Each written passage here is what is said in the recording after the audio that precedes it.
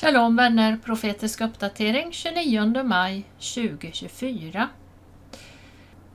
Bakom mig här ser ni en puktörneblåvinge. Det fanns flera, jag tror jag räknat till 5 eller 6 i förmiddags eller morse. När vi åkte ut till Torslandaviken för att gå en runda, få motion och fota lite. Det som fanns där innan regnet kom. Regnvädret började. Ja, de är vackra Guds fjärilar. Vi ska läsa först från Judas brev, vers 1 och 1. Från Judas, Jesu Kristi tjänare och Jakobs bror, till dem som är kallade och älskade i Gud vår Fader och bevarade i Jesus Kristus. Må barmhärtighet, frid och kärlek i allt rikligare mått komma er till del, mina älskade, fastän jag är mycket ivrig att skriva till er om vår gemensamma frälsning. Finner jag det nödvändigt att skriva till er och uppmana er att fortsätta kampen för den tro som en gång för alla har överlämnats åt det heliga. Ty hos er har det nästlat sig in vissa personer. Om dem är det redan för länge sedan skrivet att de ska drabbas av domen. Gudlösa som det är förvanskar de vår Guds nåd till försvar för ett liv i utsvävningar och förnekar vår enda härskare och Herre, Jesus Kristus. Det finns mycket att säga om detta. Jag tar inte upp det just nu och jag tänker inte heller gå in i grundtexten som man kan göra och fördjupa om detta. Vi kan bara konstatera att det finns många sådana falska apostlar och profeter idag som gör sig rika på bekostnad av generösa kristna som luras att ge en massa pengar till dem. Och de brukar ju falla som käglor, som vi vet, avslöjas med all möjlig orättfärdighet och syndigt leverne så att säga. Det finns väldigt gott om sådana som infiltrerar. Och först här vill jag uppmana alla att lyssna på serien Hidden Path, Bethel, Reading and Beyond. Alltså dold väg. Bethel, Reading, det är ju Bethel Church i Reading, Kalifornien, och bortom. Som är översatt och uppläst av Clary Engström. Lyssna på den serien. Då förstår ni varför jag kallar Bethel Church en New Age-kyrka. Och varför ingen sann, äkta kristen någonsin ska ha med den kyrkan att göra. Det är väldigt viktigt, så det vill jag rekommendera. Och ämnet här som jag vill ta upp något är New Wine. Och New Wines koppling till New Age-kyrkan Bethel Church och Bill Johnson då i Redding, Kalifornien. Jag citerar utvalda delar enbart för att visa på kopplingen om någon skulle vara tveksam på den. Och den här sajten tillhör en pastor som heter Lars Gunther som försvarade New Wine gentemot pastor Torsten Åman år 2016. Vi är 100% överens med Torsten Åman i hans varningar för detta. Han är ju tyvärr inte med oss längre, men han har det bäst, kan man säga, hemma hos Gud sedan en del år tillbaka. Rubriken är New Wine en dödsdömd rörelse? Och mitt svar är naturligtvis ja. Till skillnad från denne Gunther då som tog då detta i försvar. Vi får ju hoppas att han har ändrat sig och vänt om från detta tokeriet. Men det vet jag inget om. Och jag känner inte den här pastorn alls. Han skrev i alla fall så här då. Vad är New Wine och vad är Bethel Church i Redding? New Wine. När John Wimber besökte England för första gången på 80-talet så var det på inbjudan av David Watson. Han rekommenderade honom för sin anglikanska kollega David Pitches, kyrkoherde i St. Andrews Church, Sholywood i Londons utkant. Vid det besöket skedde flera dramatiska helanden, frågetecken inom parentes där då. Och församlingen blev sig inte mera lik. Detta skriver John Wimber om i någon bok då. Den andliga förnyelse som Wimber och hans medarbetare stod för slog rot i flera andra kyrkor. En sådan är Holy Trinity Brompton, varifrån alfakursen har utgått och utgör den perfekta dementin av Sune Fahlgrens vansinniga påstående att det inte finns några bestående resultat av denna andliga förnyelse. Det tror jag inte alls är vansinnigt, det tror jag är helt sant. Så kan man ju bara tillägga där att alfakursen är väldigt lurig därför att den är ju till för att skapa ekumenik helt enkelt. Men å andra sidan så kan de som verkligen håller sig till Bibeln säkert använda materialet. Men då får man ju justera det som är fel och det som är vinklat fel. Så jag svartmålar inte alla alfakurser alltså, utan det beror väldigt mycket på, eller beror helt på de som håller i det kan man ju säga. Jag vill minnas att Sven Reichmann ledde alfa, om jag nu inte har fel här, och då kan vi nog vara ganska trygga med att det var en bra kurs. Men tyvärr så är det ju inte så överallt då. För att skapa ett nätverk för denna andliga förnyelse så startade Pitches och hans kollega Barry Kissel New Wine. Många av ledarna inom rörelsen är anglikaner, men den har vuxit och är idag mycket bred. Till Sverige kom den på 90-talet till Salemkyrkan Vargön, där pastor Andrew Thompson sökte förebilder på en sund andlig förnyelse att leda sin församling till efter att trosrörelsen bränt marken. Ja, det ska alla veta att marken var bränd. Men om detta var sunt, det kan jag inte hålla med om då. New Wine har alltså en stark koppling till Vineyard. Det syns också på att John Wimbers svärdotter Christy Wimber varit talare på flera New Wine-konferenser. För andra året i rad är hon huvudtalare på svenska New Wine sommarkonferens i Vänersborg tillsammans med Alan Scott från Causeway Coast Vineyard, Nordirland.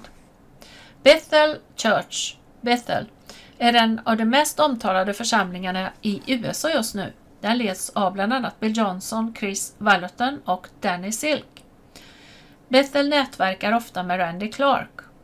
Ofta jämförs Bill Johnson med John Wimber och det finns flera likheter men också vissa skillnader främst i teologin. Kopplingen mellan New Wine och Bethel Church då.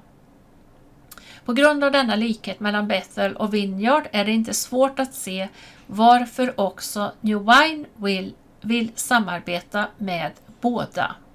Och det här då vill jag ju då påpeka igen då att detta var år 2016.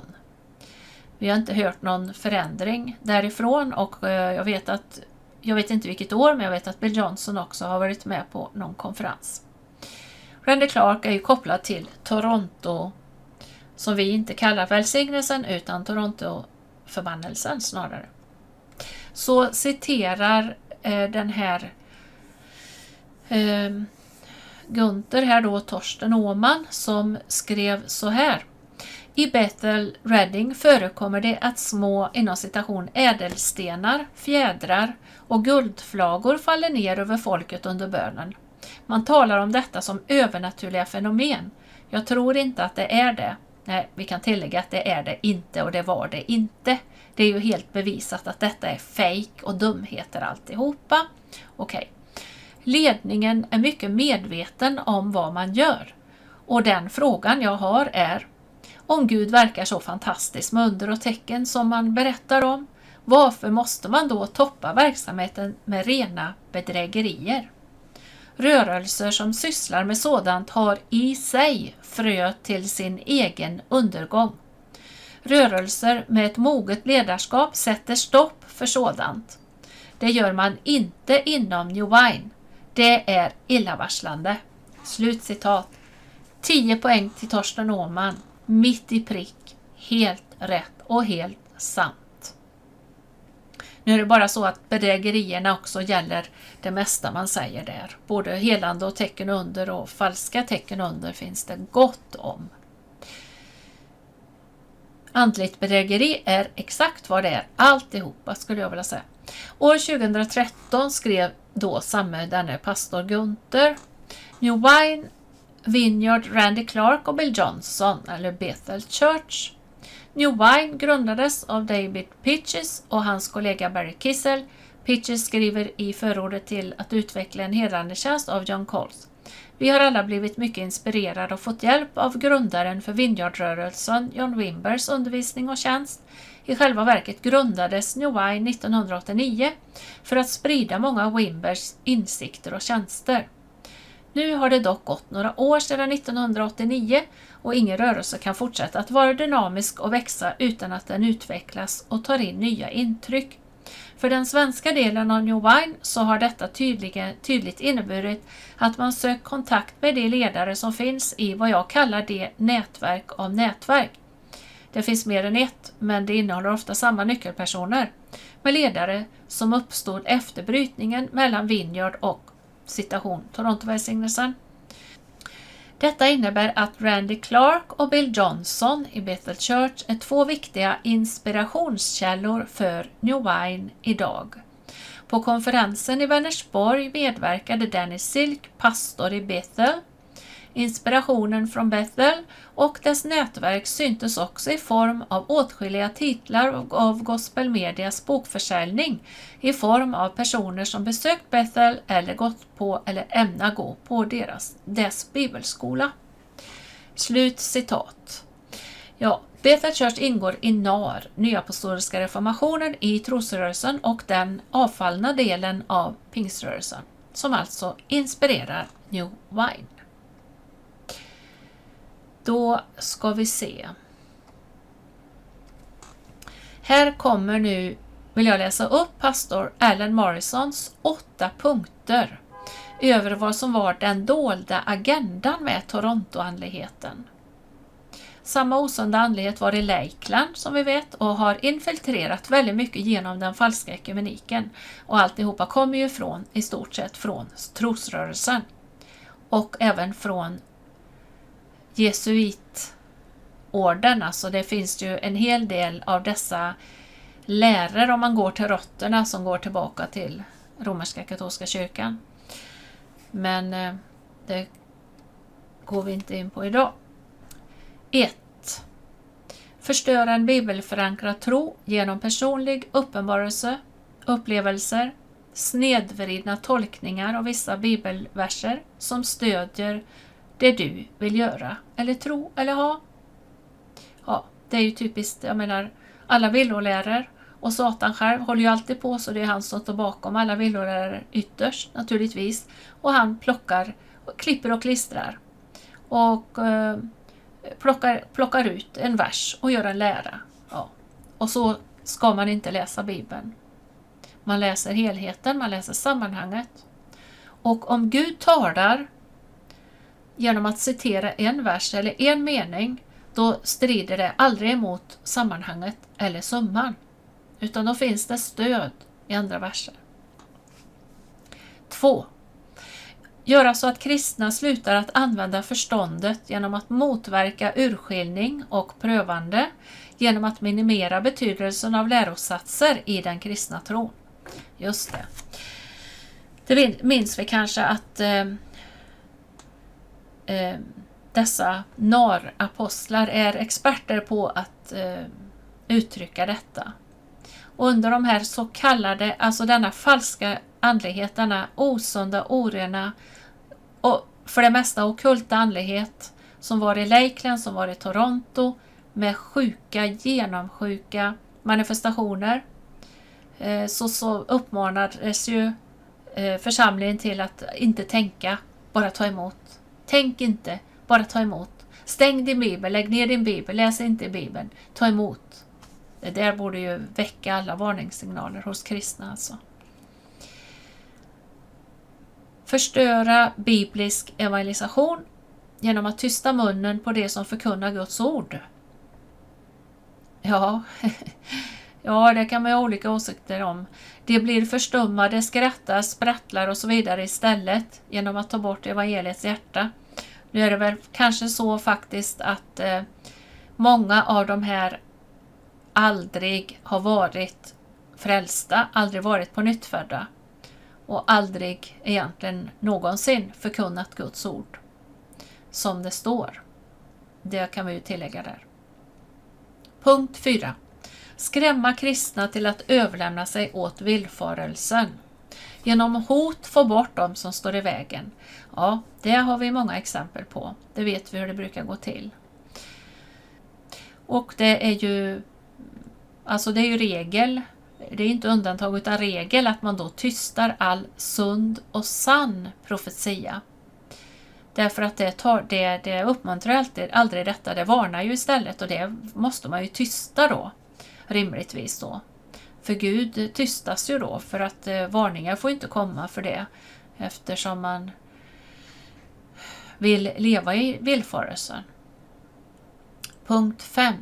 Förleda kristna till att tro att det finns någon högre grad av frälsning än den som sann kristen tro förmedlar, olika nivåer av den helige ande. Ja, det har vi också hört, att kliva upp, att komma högre och jag vet inte allt vad man hittar på, det är ju bara dumheter.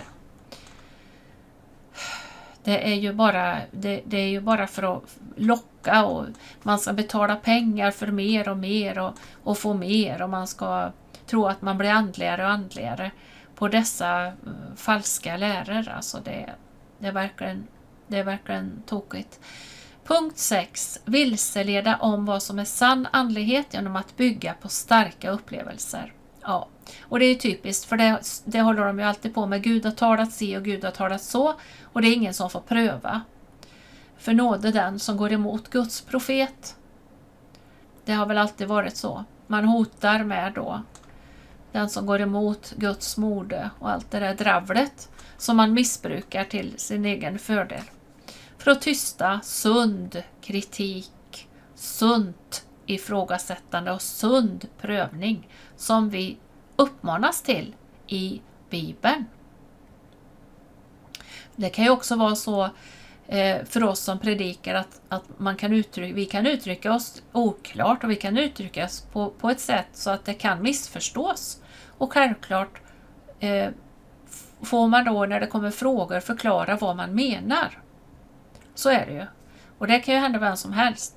Men här handlar det om något mycket värre. Alltså här är det ju verkligen där man inte tillåter prövning eller ifrågasättande överhuvudtaget. Och punkt 7 föra in en ockult initiering eller invigning in i Guds herravälde. En invigning in i New Age. Punkt 8. Förbereda alla kristna för antikrists framträdande. Det görs genom att förändra deras medvetande via upplevelser, kontemplation, meditation och annan mystik. Och genom att citat röra sig in i riket för det övernaturliga som det kallas inom Torontoanleten. Och det gäller ju alltså också Bethel Church och övriga NAR-församlingar. Ja, det här är allvarligt. Och det är som jag säger, det är därför jag kallar Bethel Church New Age-kyrka. De är ute i New Age. De är vidöppna för New Age. Jag råkade ju komma på den här boken 2018 på nätet. The Physics of Heaven. Himlens fysik. Och jag trodde ju inte mina ögon nästan. För vi har ju varnat för detta länge. Men när man ser svart på vitt, här säger de själva att de hämtar från New Age. De skriver det själva, Bill och Benny Johnson och Chris Wallerton och company. Alla dessa i Bethel Church. De säger det själva. Och jag satt storögt och läste på nätet för stora delar av boken låg ute på nätet och gör det troligen fortfarande. Och jag var ju chockad och jag tog upp det i en predikan och alla var ju lika chockade. Är det sant? För ofta så smyger man ju in sånt här som det står. Man kommer på smygvägar. Det gör man ju ofta med cellkyrka och G12 och allt det där i början. Men här säger man det själva helt öppet. Och det finns kristna som går på detta. Då är det dags att vakna, mina vänner. Det är fruktansvärt allvarligt. Och därför så vill jag verkligen rekommendera den här serien som Clary Engström, den boken som hon har översatt och läser upp. För där kommer det igen, och där tas också upp The Physics of Heaven och många fler citat än vad jag har tagit upp tidigare. Det är så tydligt att detta är New Age. Det här är New Age, och det här, precis som Alan Morrison har sagt eller skrivit då i de här punkterna, så förbereder detta kristna för antikrists framträdande. Och det här är villfarelsens makt. En stark makt. Och det gäller att vända om och verkligen be Jesus, Guds son, Jesus Kristus, Messias, om rening och förlåtelse och befrielse från allt sånt. För enda sättet att bli helt fri från detta, det är att bekänna det som synd, be Jesus om rening från det, befrielse, och att helt ta avstånd ifrån det. Och ta avstånd från allt detta. Det är det som har räddat oss. För Gud visar oss tidigt, det här är inte från Gud. Det här är antikrists ande. Det här är andemakter bakom. Det är ingen människa som rör på. Men Jesus har besegrat allt detta onda. Han har besegrat alla onda makter. Men för att bli helt fri, då måste man vända om och helt ta avstånd från allt sammans. Annars finns det alltid en hållhake, och så kommer det något nytt som rör sig och hörs och påstås vara väckelse eller andligt eller vad det nu är. Och det är man där. Då dras man dit. Man dras dit. Det är makter bakom. Det är därför det är så fruktansvärt viktigt att man helt vänder om. Och vi känner ju många som har gjort det och som är helt fria. Och när man gör det, då ser man klart. Då ser man och förstår, oj, hur kunde jag vara inne i detta, brukar de säga. Ja, vi människor är så. Det här är listigt. Det är inget som man behöver skämmas så i efterhand, utan det viktiga är att man lämnar det, att man tar avstånd ifrån det och blir fri. Och sen kan man hjälpa andra till frihet. Så långt det är möjligt och så långt det går. Ofta är det ju så att de som är inne i detta är så förblindade och så hjärntvättade helt enkelt och påverkade, så det är väldigt svårt att nå dem.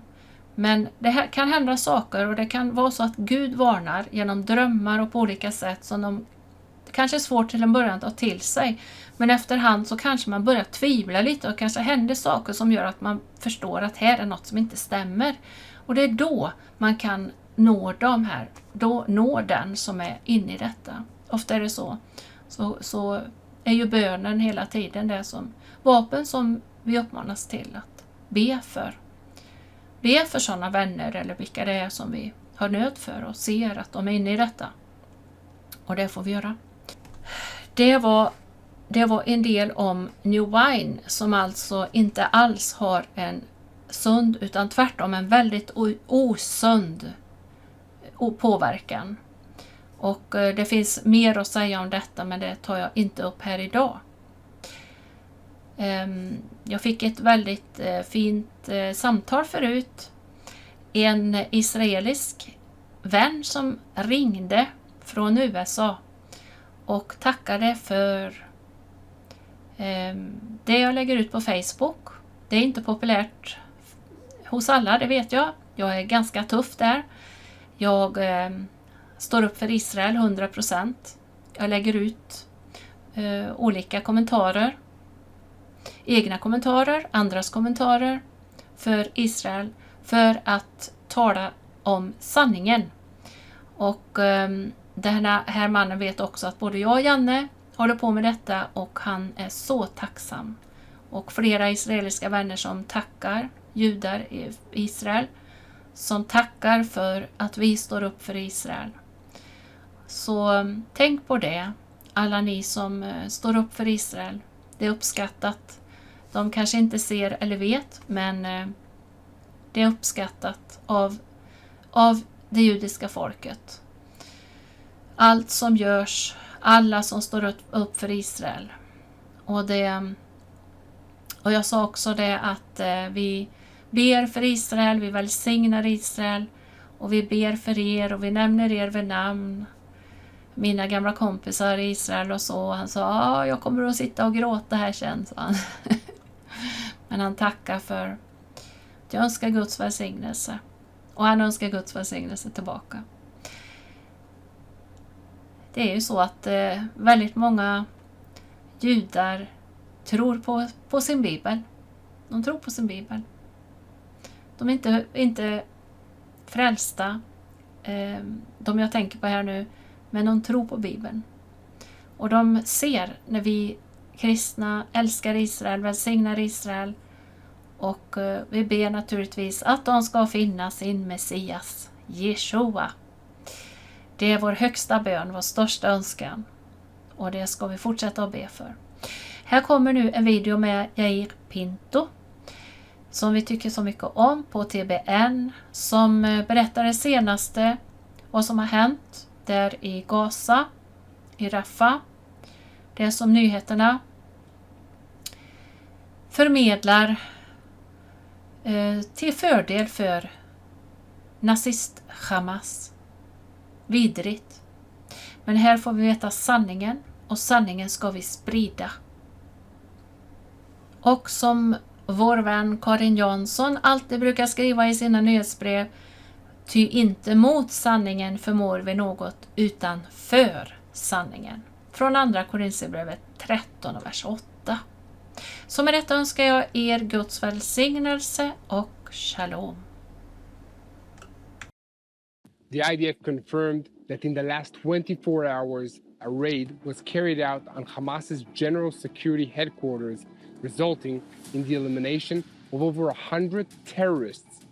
Also, in response to the rocket fire on Tel Aviv, the IDF tracked down and eliminated 2 senior Hamas officials in Rafah. Meanwhile, the Air Force launched an extensive operation against Hezbollah in southern Lebanon. I'm Yair Pinto, and this is your Boots on the Ground report about what's happening in Israel on the 234th day of the war against Hamas, Hezbollah, and Iran. In the heart of the city of Jabalia in the Gaza Strip, soldiers of the Paratrooper Brigade's combat team embarked on an intensive operation to purge Hamas operatives. During the day, these forces went from one house and one room to the next, encountering booby traps that needed to be neutralized and terrorists who fired at them. In these exchanges of fire, over 100 terrorists were eliminated as IDF troops looked for opportunities to engage the enemy. The terrorists had set up many of their firing positions in the civilian market at the center of the city, hoping to use the civilians as human shields.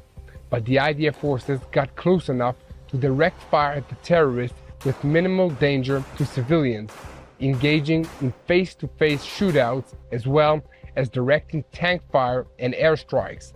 As usual, these raids included the discovery of large quantities of weapons and ammunition, including sniper and assault rifles, grenades, RPG missiles, and other ammunitions.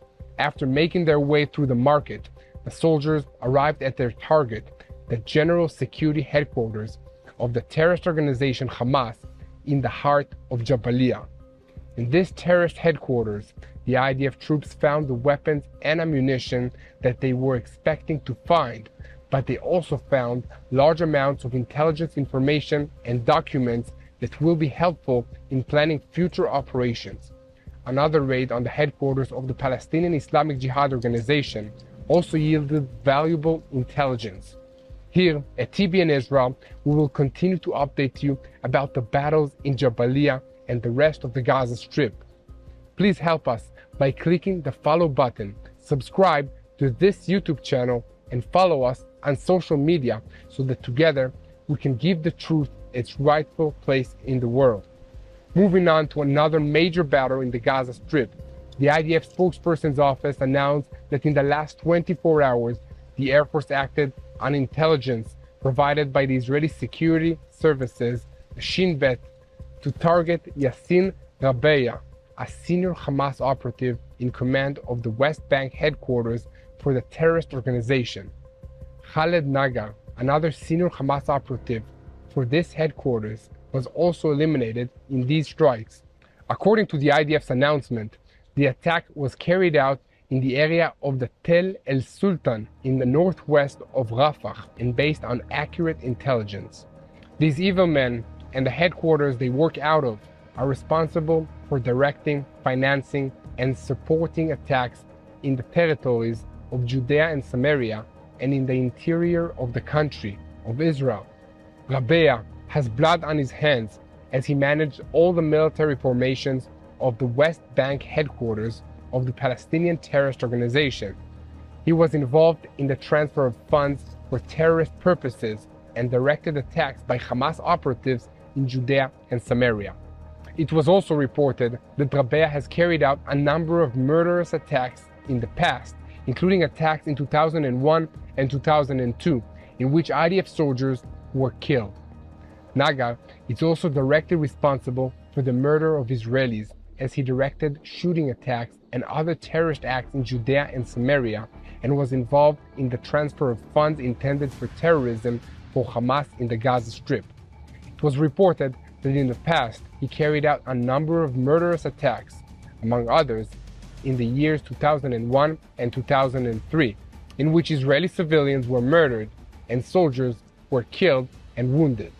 The IDF spokesperson's unit emphasized once again that the reports according to which, as a result of the attack, a fire broke out in the area and a number of non-involved people were injured. This incident is being investigated by the IDF. In Israel, the circumstances of the strike are being investigated, and there is concern about the consequences shortly after the decisions of the court in The Hague and the objections in the United States and around the world to the IDF's advance in Rafah. The IDF spokesman said that the Air Force used an attack with precision weaponry so as not to harm those that are not involved, and they said that they are checking to see if those involved were indeed harmed. Additionally, the IDF spokesperson's unit confirmed that there was concrete intelligence that Hamas members made use of this tent complex. Please help us by taking an active part in spreading the truth. Support us so that we can continue to produce content about the situation in the Gaza Strip, in Israel, and in this entire region. In order to do that, you can click on the donate button on YouTube or go to our website at www.tbn.org/Israel. Israel's war is also to tell the truth, and this is not an easy task, as the world believes the lies that Hamas and Iran are spreading. That's why we need you, so that together we will win and we will share the truth of what is happening. Speaking of the battle for the truth, Hamas is trying to convey a narrative that the IDF targets were not reached in Gaza. Yesterday's action on their headquarters in Jabalia and their senior commanders in Rafah is one step in the effort of the terrorist organization to try and spread this false narrative. They are suffering from three consequences of the ground maneuver in the Gaza Strip. One is the takeover of most of the Philadelphia corridor. Second is the destruction of a significant part of the rocket production infrastructure all over the Gaza Strip, and the tremendous loss of manpower. According to foreign reports, the IDF took over more than 70% of the border with Egypt, including the Rafah crossing itself. That means that the main economic and military lifeline of Hamas has been cut off. However, humanitarian aid is still being delivered into the Gaza Strip, just not under Hamas control, so it actually reaches the civilians. Sources in Gaza have spoken in recent days about a drastic drop in the prices of goods, on which Hamas and Egypt were charging enormous amounts of taxes. That tax revenue was a major source of income for Hamas, as well as a tool that they had to control the Gazan population, the civilians. Losing this revenue and this control is a major strategic setback for Hamas. However, the IDF believes that there are still a few smuggling tunnels operating underneath the border between Rafah and Egypt, so the flow of narcotics, weapons, and other contraband has not completely dried up. Turning to another source of revenue for Hamas, this terrorist organization also manages a domestic arms production industry. This includes underground factories for the production of rockets, anti-aircraft missiles, and other weapons. Large numbers of such facilities have been found and destroyed by the IDF over the last 7 months of fighting. However, Hamas still has some weapons they can use against Israel, and they showed this yesterday by launching a barrage of rockets at Tel Aviv in Israel and other cities in the Jewish state. This barrage was fired from within Rafah in the Gaza Strip, in an area that the IDF has not yet entered. Why would Hamas fire a barrage of rockets from within Rafah just a day after the International Court for Justice issued a decision that Israel needs to cease its operation in the city? This just shows the whole world that the International Court of Justice decision was deeply flawed. But maybe someone in Hamas didn't think about that, and they just want to use up the ammunition that they have while they can still fire it, in addition to just generally wanting to harm Israel in any way they can, even by just trying to scare the civilian population of the Jewish state. It also appears that Hamas is trying to restore command and control of its capabilities. Hamas leaders appoint commanders and conduct recruitment, but this does not cancel the blow that Hamas and the Palestinian Islamic Jihad organizations have received from the IDF. According to the IDF's estimate, more than 14,000 terrorists affiliated with these terrorist organizations, have been eliminated since the war began, and at least that many have been wounded badly enough so that their terrorism careers were over. That means that 28,000 terrorists have been neutralized. For comparison, on the eve of the war, the strength of Hamas was estimated at 40,000 fighters, with a few thousand more in other terrorist organizations that were operating in the Gaza Strip. Switching focus to the psychological war that Hamas is raging against Israelis. The leader of Hamas in the Gaza Strip, Yahya Sinwar, put out a proposal this week on ending the war in exchange for a hostage deal or in some other way. The leadership of the organization, that resides in luxury hotels in Qatar, Turkey, and elsewhere, issued a statement clarifying that this is a starting point for any negotiations. Another salvo in this psychological war comes from the use Hamas makes of Hebrew language videos in posts to social media platforms. 4 such videos have appeared on the Hamas Telegram channel in recent days, accusing the Israeli government of abandoning the hostages. Usually, the content of this channel is mainly for domestic Palestinian consumption, including videos showing Hamas launching rockets into Israel and fighting with the IDF. Sources close to Hamas leadership say that the reason they have resorted to posting these Hebrew language videos on social media is because they know that Israel's news portals don't repost them, so they're trying to reach the Israeli public with their deceitful propaganda directly. Telegram is not the only social media platform that they use. Palestinians, as well as citizens of Lebanon, Yemen, and other countries, but citizens that are identified with the Iranian-led Axis, have spread anti-Israel messages on Twitter, Facebook, and WhatsApp. That's why this war is for the truth, and that's why we need to unite and spread the truth of what is really happening in Israel. So please subscribe to this YouTube channel and share our videos with as many people as you can. This is a spiritual war and a war for the truth.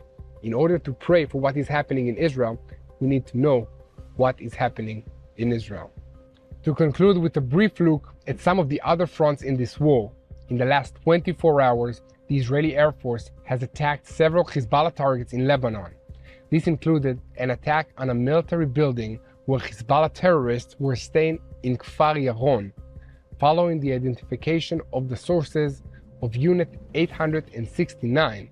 Another Hezbollah cell was also hit after it had been identified by soldiers of the Golani Brigade in the area of Kfar Hula. Weapons storage depots and other targets were hit in several other locations, including in the villages of Mis El Jabal and Al Khayyam. In Judea and Samaria, the IDF operated overnight in the village of Dan near Jenin, and according to Palestinian media portals, raided houses and confiscated several vehicles. Clashes broke out between Palestinians and the IDF forces, and several cars caught fire. According to the army, these vehicles contained explosive devices. So please continue to spread the truth, share, and follow us. And most importantly, join us in prayer for the peace of Israel and for the peace of the IDF soldiers. And most importantly, pray for the peace of Jerusalem.